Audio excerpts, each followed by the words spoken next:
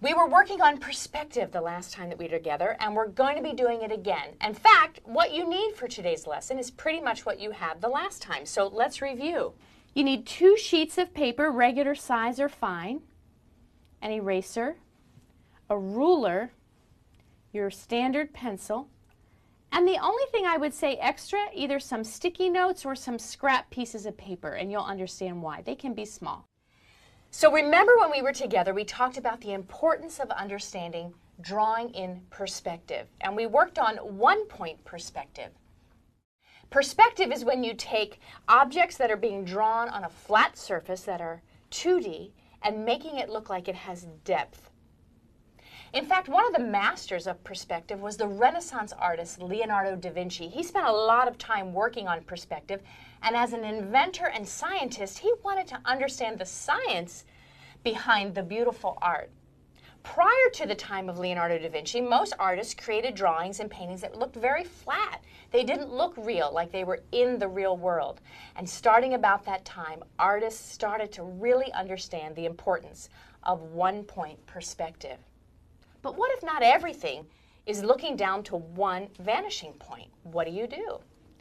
Well, that's what we're going to work on today, and it's called 2-point perspective. So the first thing we're going to do is the first thing you do anytime you're doing a drawing that requires perspective, and that's put in your horizon line. So I'm going to be using a large yardstick since I'm working on my big easel, but you can use your ruler. So in the center of your paper, you're going to draw, and it doesn't have to be the exact center, but you're going to draw lightly your horizon line. Now remember, some of my lines need to be darker so you can see them. Now you recall when we were together, we created one vanishing point on the horizon line. A vanishing point is always right on the horizon line, and we put it right in the center. But not today. We're going to do 2 vanishing points. But before we put them in, let me just use something that you can see around the house to help you understand what I'm talking about. Now, supposing I were to take this tissue box. Now, if you're looking at this flat side and it's perfectly flat and there's no, it's not above your eye level or below your eye level, it probably just looks like a square. If you were to try and draw this in perspective and you want to show it going receding back, you might want to do 1-point perspective.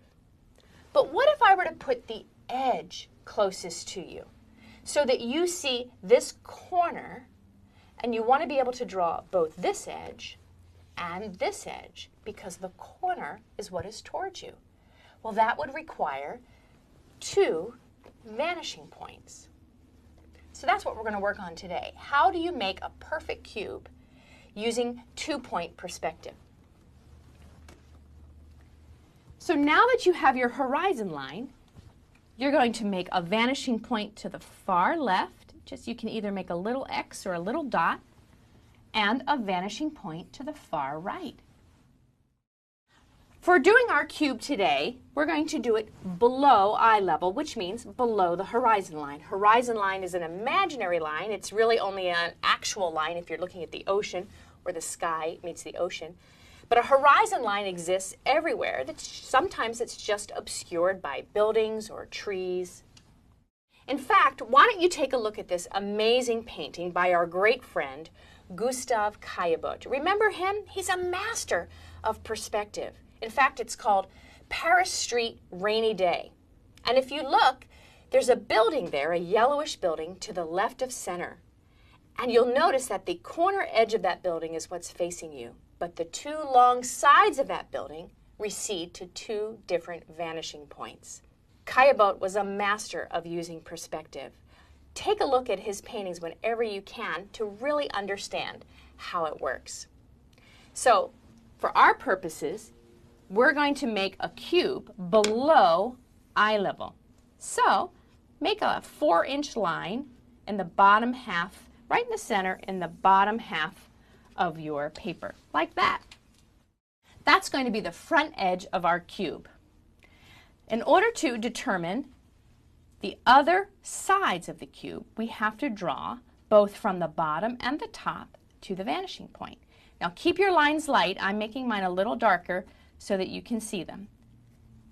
The importance of doing an accurate cube is making sure you're exactly to the vanishing point. That's my bottom edge.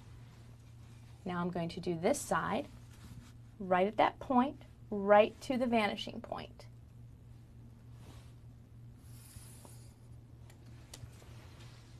Can you start to see it forming already? Now the top edge of our cube, again, whatever the length of that front corner is, right to the vanishing point. And you'll see it's creating these long triangles.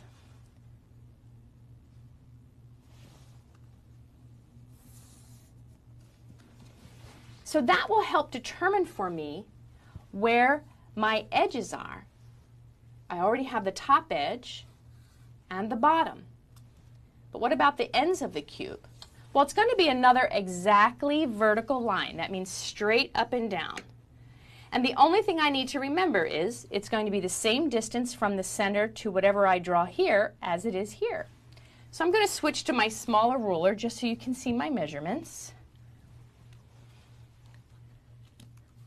And I'll just make a line. It doesn't matter where I really make the line. I'm going to make the line first, exactly vertical.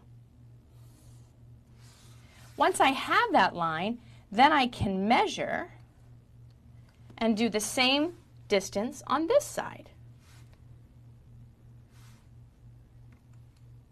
Make a mark, and now I make my next vertical line. Okay, so you can see I have my edge of my cube heading to the left, this one heading to the right, but how do I get the top? Well, it's easy. You're still going to the vanishing point, you just go to the opposite vanishing point. So, for my left corner, I actually draw to the right vanishing point.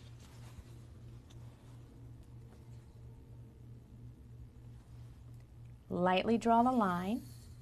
And for the right corner, I'm drawing to the left vanishing point. Now you're saying, Miss Pat, there's a lot of extra lines there.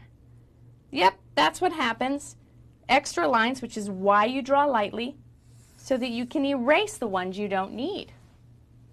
So now you can see our cube drawn in perspective to our 2-point perspective.